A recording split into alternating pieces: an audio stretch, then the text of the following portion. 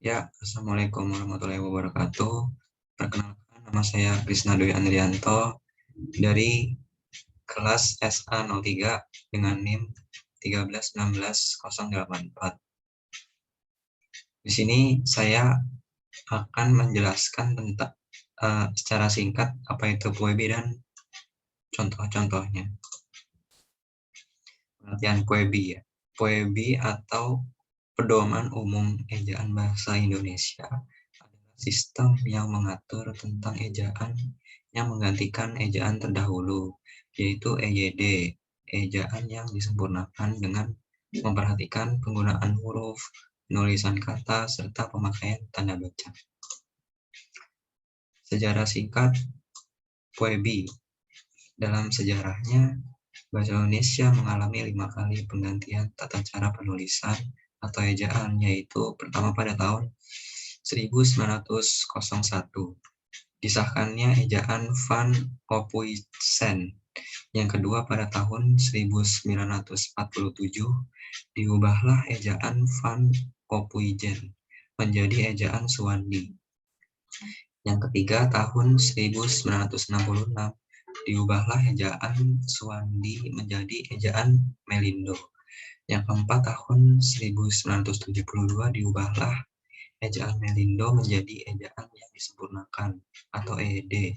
Dan yang kelima tahun 2015, diubahlah ejaan yang disempurnakan atau EYD menjadi PUEBI, yaitu Pedoman Umum Ejaan Bahasa Indonesia yang digunakan sampai sekarang ini. Pembagian PUEBI. Pembagian Pedoman Umum Ejaan Bahasa Indonesia terdiri dari pemakaian huruf, penulisan kata, dan pemakaian tanda baca. Pemakaian huruf diklasifikasikan menjadi 8, yaitu huruf abjad, huruf vokal, huruf konsonan, huruf diftong, gabungan huruf konsonan, huruf kapital, huruf miring, dan huruf tebal.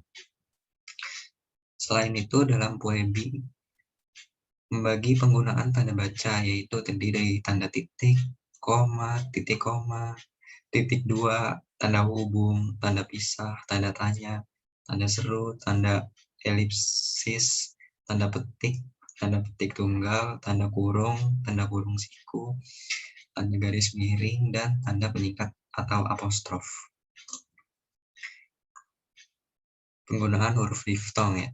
Di dalam bahasa Indonesia terdapat 4 diftong yang dilambangkan dengan gabungan huruf vokal AI, AU, EI, dan OI.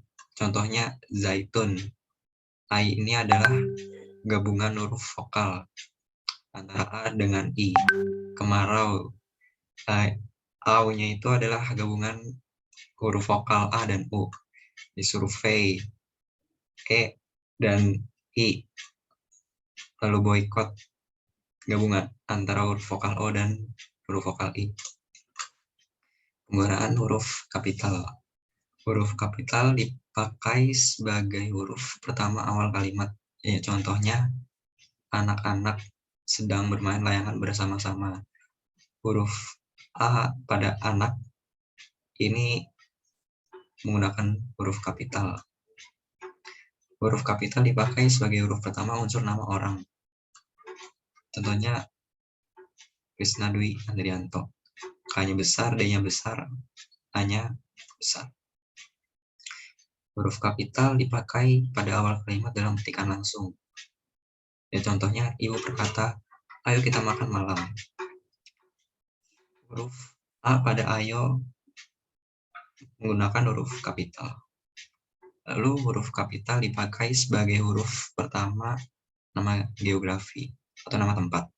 Contohnya, kakak sedang liburan ke kota Solo bersama teman-temannya. Kota Solo, huruf K dan S-nya ini besar karena menandakan nama geografi. Huruf kapital dipakai sebagai huruf pertama nama tahun, bulan, hari, dan hari besar atau hari raya. Contohnya, bulan Desember adalah bulan terakhir dalam seluruh tahun. Bulan Desember. Nah, Desembernya ini D-nya huruf kapital. Lalu penggunaan huruf miring. Huruf miring dipakai untuk menuliskan judul buku, nama majalah, atau nama surat kabar yang dikutip dalam tulisan, termasuk dalam daftar pustaka. Contohnya, novel Laskar Pelangi karya Andrea Hidrata. Kata Laskar Pelangi ini menggunakan huruf miring. Lalu huruf miring dipakai untuk menuliskan kata atau ungkapan dalam bahasa daerah atau bahasa asing. Ya, contohnya nama ilmiah pohon cemara adalah Casuari naceae. Penggunaan nama ilmiah ini menggunakan huruf miring. Lalu huruf miring dipakai untuk menegaskan atau mengkhususkan huruf bagian kata atau kelompok kata dalam kalimat. Contohnya, yang tidak termasuk dalam spesies aves adalah kelelawar.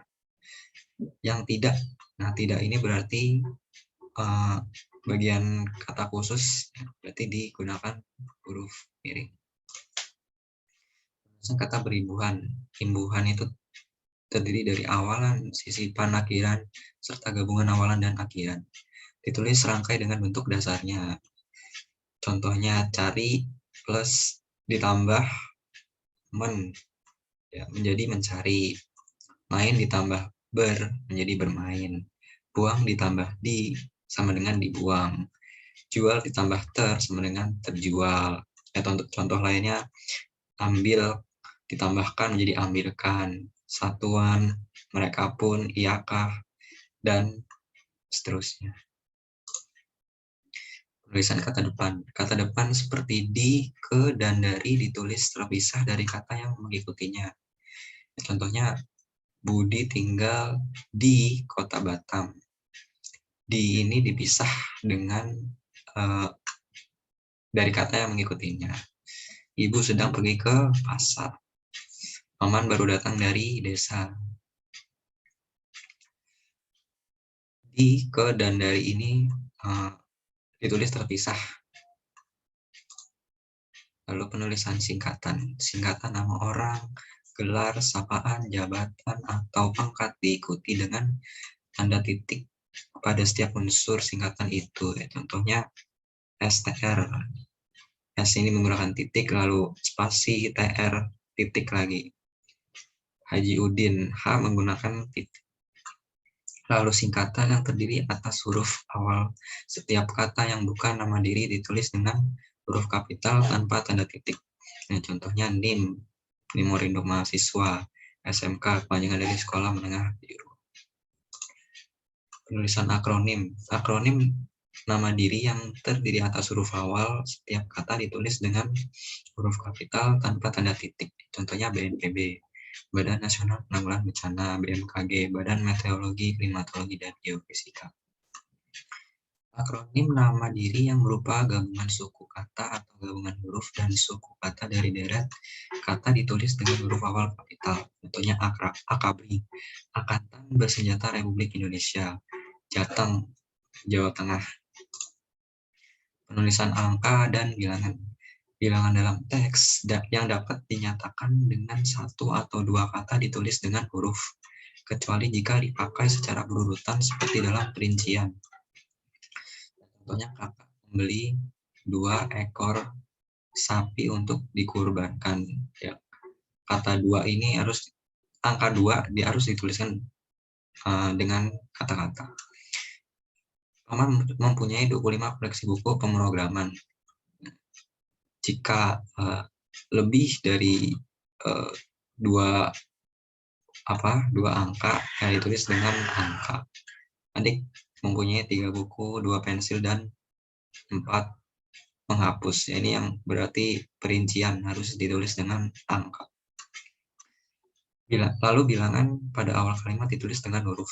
Contohnya 4 orang murid terlambat masuk sekolah. 4 ini harus ditulis dengan kata. 13 kambing sudah dipotong. 13 harus ditulis dengan kata. Penggunaan tanda hubung. Tanda hubung dipakai untuk menyambung unsur kata awalan. Contohnya anak-anak, cita-cita, layang-layang. Tanda hubung dipakai untuk menandai bagian kata yang terpenggal oleh pergantian baris. Ya, contohnya, bulan depan saya akan bertemu dengan paman, karena untuk menandai bagian kata yang terpenggal.